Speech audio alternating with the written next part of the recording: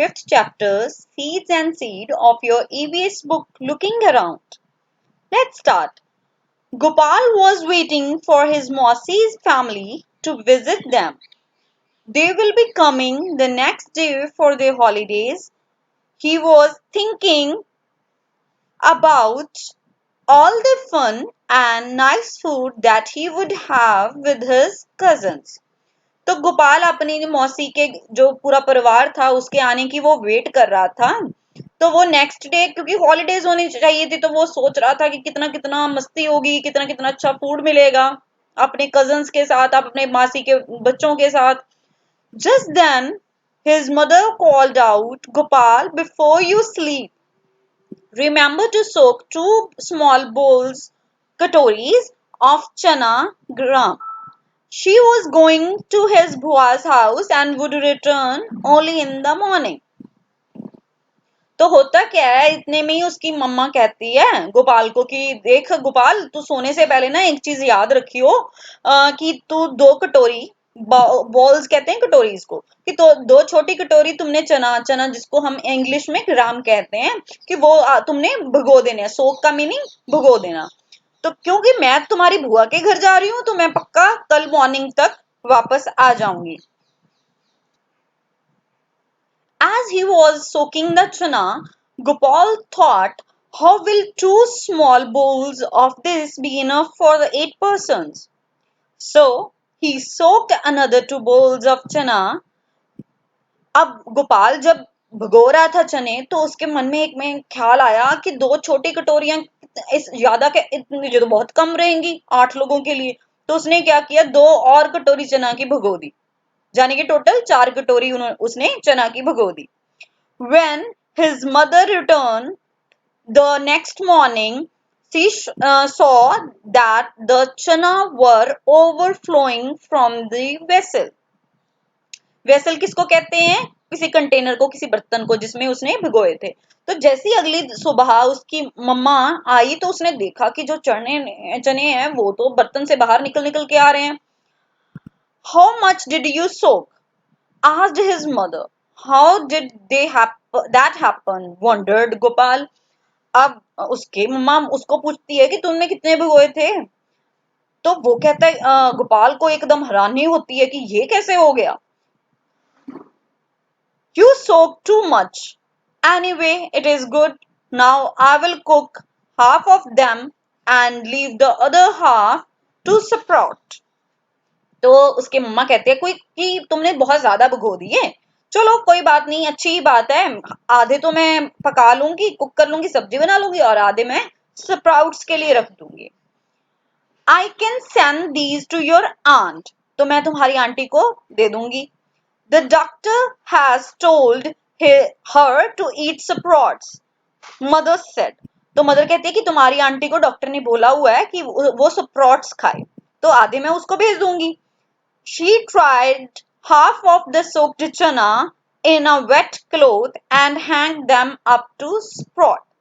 तो अब उसने क्या किया, उसके मम्मा ने, कि जो आधे चने भिगोए हुए थे उसको एक गीले कपड़े में उसको उसमें डाल दिया और उसको लटका दिया स्प्राउट्स के लिए। Next is discuss what things are soaked before cooking in your house, why. तो अब हमारा जो हमने डिस्कस करना है उसमें क्या है कि कौन कौन सी चीजें हम कुकिंग में कुछ पकाने के लिए अपने घर पे भिगोते हैं और क्यों भिगोते हैं, एक तो ये डिस्कस करना है हम। Next, what things do you eat after sprouting, how are they sprouted, how much time does it take, कि कौन कौन चीजें हैं जो हम स्प्राउटिंग के बाद खाते हैं और वो कैसे स्प्राउटेड होती हैं और उसको कितना टाइम लगता है स्प्राउट्स बनने में। Next thing is, has the doctor or someone you know ever told you to eat sprouts? Why? कि कभी आपको किसी डॉक्टर ने या किसी ने कहा है कि आप स्प्राउट्स खाओ, अगर कहा है तो क्यों कहा है। तो ये सारी हम जब एक्टिविटीज के लिए अलग वीडियो बनाएंगे तो उसमें ये सारा डिस्कस करेंगे।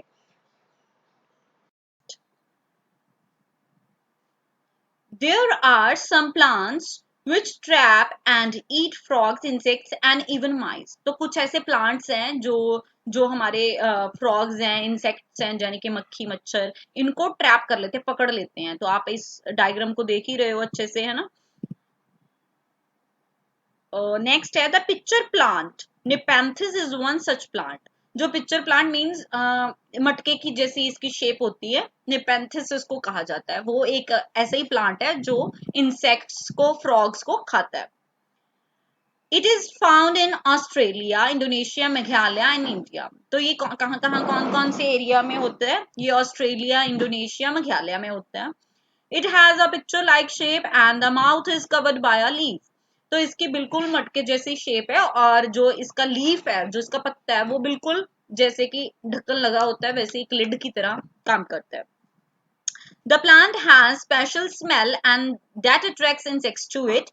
When the insect lands on the mouth of the plant, it gets trapped and cannot get out. What a clever way to hunt.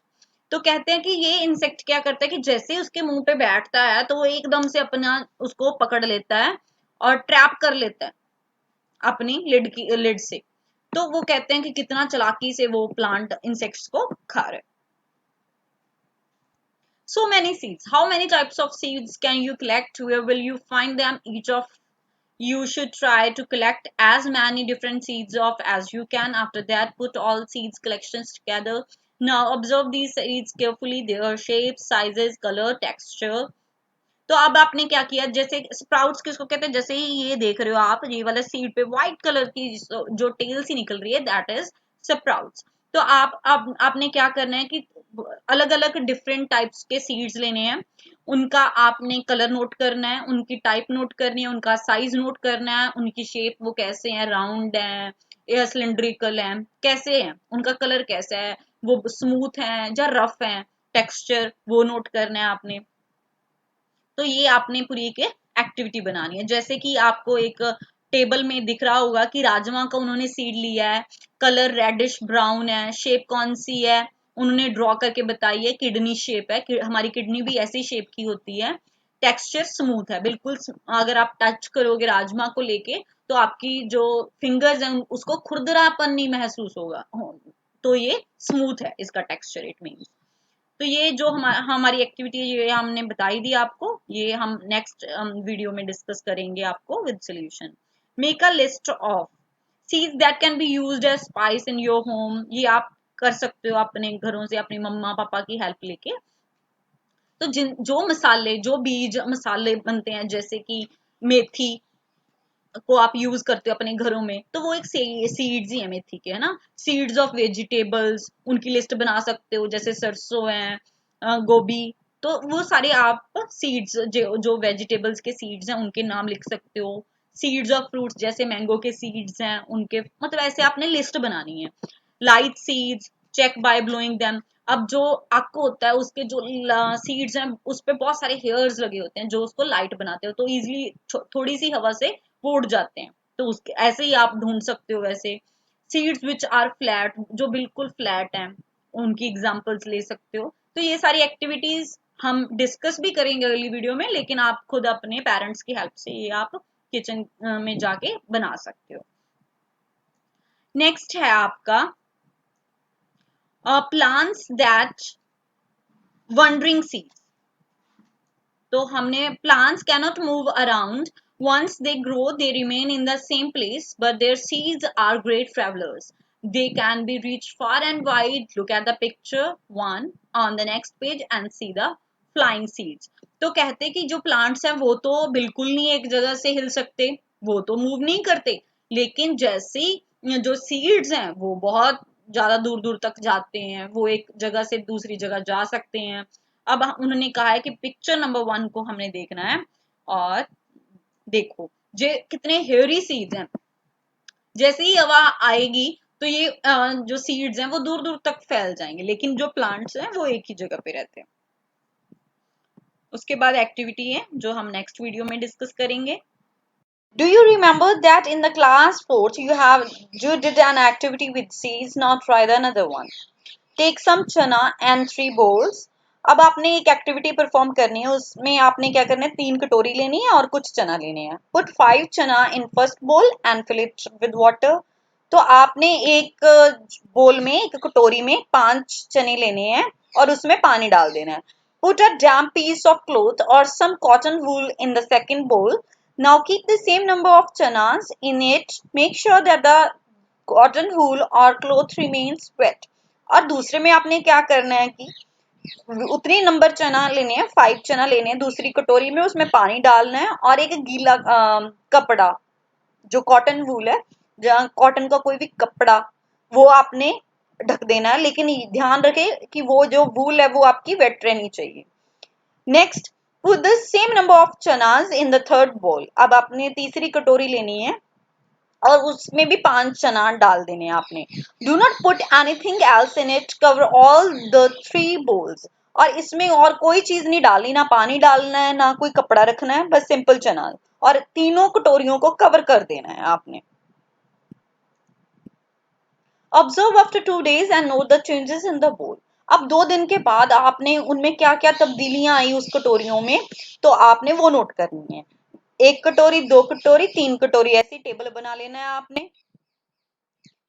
और अब आपका पहला जो उन्होंने एक सॉल्व करके दिया है आपको, are the seeds getting air, क्या जो आपके वो चना है वो चना सीड्स ही हैं, बीज ही हैं, क्या उनको हवा मिल रही है? तो पहले बॉल में लिख दिया आपने नो, दूसरे में उन्होंने लिखा यस, तीसरे में लिखा यस।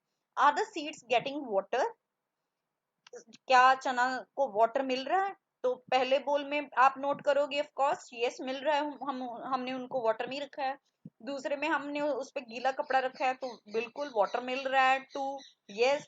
थर्ड में हमने कुछ डाला ही नहीं है, तो no. Next is what changes did you see. अब ये चेंजेस आपने नोट करने हैं और अपने टेबल में लिखने हैं। एक सॉल्व किया हुआ है बुक की तरफ से और एक मैंने आपको बताया है। हैव द सीड स्प्राउटेड, तो आपने देखना है कि कौन कौन सी कटोरी में जो स्प्राउट्स बने हैं। Tell and write in which bowl did the seeds sprout, what differences did you see between this bowl and the other bowls। तो आपने सबसे पहले क्या नोट करना है, जो आपने राइट करना है कि कौन से बोल में, कौन सी कटोरी में जो सीड्स हैं, वो जो आपके चना है वो स्प्राउट हुए, और आपने क्या डिफरेंस देखा, क्या अलग था बाकी कटोरियों से। Why did Gopal's mother tie the chanas in a damp cloth? अब गोपाल की मम्मा ने जो चनाज हैं वो गीले कपड़े में क्यों लटकाए हुए थे, ये आपने बात करनी है। तो अब हमारी नेक्स्ट जो प्रोजेक्ट है, प्लांट योर सीड्स। तो आपने इसमें क्या करना, क्या है, टेक अ क्ले पॉट और a tin can with a wide mouth, make a small hole at the bottom of the can. तो एक आपने कोई भी लेना है गमला टाइप, जहाँ कोई टीन का कैन हो और उसका जो मुंह है वो चौड़ा हो। तो आपने उस पे जो बिल्कुल नीचे है उस पे एक छोटा सा छेद करना है। Fill your can with soil, तो उस कैन को आपने मिट्टी से भर देना है। Put 4 or 5 seeds of the same kind in the soil and press them gently. तो आपने 4-5 सीड्स लेने हैं, बीज लेने हैं एक ही तरह के, और उसको बहुत ही आराम से उस मिट्टी में लगा देना है। Different groups can plant different seeds, kinds of seeds such as the mustard, fenugreek, sesame और coriander। तो अलग अलग ग्रुप्स हैं, इनमें से कोई भी आप लगा सकते हो। मस्टर्ड जिसको सरसों कहते हैं, फेनुग्रीक जिसको मेथी कहते हैं, शीसेम जिसको तिल कहते हैं, और कोरिएंडर धनिया। तो उसके बाद जो नेक्स्ट है आपने क्या नोट डाउन करना है, राइट नेम द सीड और नेम ऑफ द सीड। जो आपने बीज लगाया है उस टिन कैन में, उस बीज का नाम, जिस डेट को लगाया है उस डेट नोट करनी है आपने, the date on which you planted them, उन सीड्स को आपने लगाया। The day you observe something coming out of the soil start filling the table, और जिस दिन आपको लगा कि उस सॉइल में से कुछ निकल के बाहर आ रहा है, तो आपने ऐसे ही टेबल बनाना है और उसमें नोट करना कि कौन सी डेट को उस प्लांट की कितनी हाइट थी, आपने स्केल से नाप लेनी है। कितने नंबर आपको पत्ते दिखे, पहले मान लो 1 दिखा तो आपने 1 लिख देना है, और कोई चेंज आपको लिखा तो आपने ये टेबल ऐसे 4 डेट्स का नोट करना है। Have you included human beings are also in your list? Yes, we can all carry seeds from one place to another, knowingly or unknowingly. We bring the seeds of plants that we find beautiful or useful to grow them in our garden. तो क्या जो हम हमने बात की कि जो seeds हैं वो ट्रेवल करते हैं, तो कहते हैं कि क्या ह्यूमन बीइंग्स भी जो सीड्स हैं वो लेके आते हैं एक जगह से दूसरी, बिल्कुल हाँ लेके आते हैं। कई बार तो हम जानते होते हैं कि हम ये सीड्स एक जगह से दूसरी जगह लेके जा रहे हैं, कई बार हमें पता नहीं होता, लेकिन फिर भी हम लेके आ सकते हैं। जैसे कि कुछ जो सीड्स हैं हम अपने गार्डन को सजावट के लिए लेके आते हैं, लेकिन उसके साथ भी कुछ अनवांटेड जो हमें नहीं चाहिए वो आ जाते हैं। जैसे आप देखो कि गार्डन में बहुत सारी चीजें ऐसे ग्रो करने लग जाती हैं ना, जो हमें नहीं चाहिए। Later, the seeds of these plants spread to other places. Many years later, people may not even remember that these seeds did not grow here early. They were brought from somewhere else. तो ऐसे कुछ मतलब plants जैसे ही grow करते हैं, तो कुछ लोग पहले सोचते थे कि ये तो यहाँ पे थे ही नहीं, तो इसका मतलब है कोई यहाँ कहीं से लेके आया है इसको। Do you know from where the chillies came to our India? तो क्या आपको पता है कि जो मिर्च है वो इंडिया में कैसे आई हमारी कंट्री में? These were brought to India by traders from the South America. Today we cannot think of food without chilies. तो जो ये मिर्च है, जो चिलीज हैं, ये साउथ अमेरिका से आई हैं। ट्रेडर्स जो यहाँ पे कारोबार करने आए थे लोग, वो लेके आए थे। और आज आप देख लो कि हमारा खाना हम सोच ही नहीं सकते कि बिना मिर्च के बन सकता है। Read this poem to know which plant came from where. तो अब हमने एक पोएम रीड करनी है जिससे हमें पता चलेगा कि कौन सा प्लांट हमारा कहाँ से आया है, किसके सीड्स कहाँ से आए हैं। Did you know this? From South America long ago came a tomato, a potato and a green chili. तो साउथ अमेरिका से क्या क्या आया हुआ है? टमाटो टमाटर, पोटैटो आलू और ग्रीन चिली, और हमारी हरी मिर्च आई हुई है। Do you know this? A cabbage came from Europe, and also a pea. From Africa came a coffee bean and green भिंडी। तो जो कैबेज है वो यूरोप से आई हुई है, बंद गोभी जिसको हम कहते हैं। और जो पी हमारे मटर हैं वो भी यूरोप से आए हुए हैं। अफ्रीका से क्या आया हुआ है? कॉफी बीन आए हुए, कॉफी के जो दाने होते हैं जिससे कॉफी बनती है। ग्रीन भिंडी, जो आप भिंडी खाते हो, वो भी अफ्रीका से आई हुई है।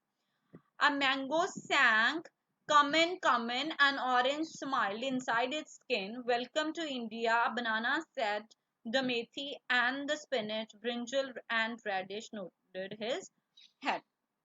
तो ये सारे जो मैंगो है, ऑरेंज है, ये सारे इंडिया से कहीं और कंट्री से आए हुए हैं।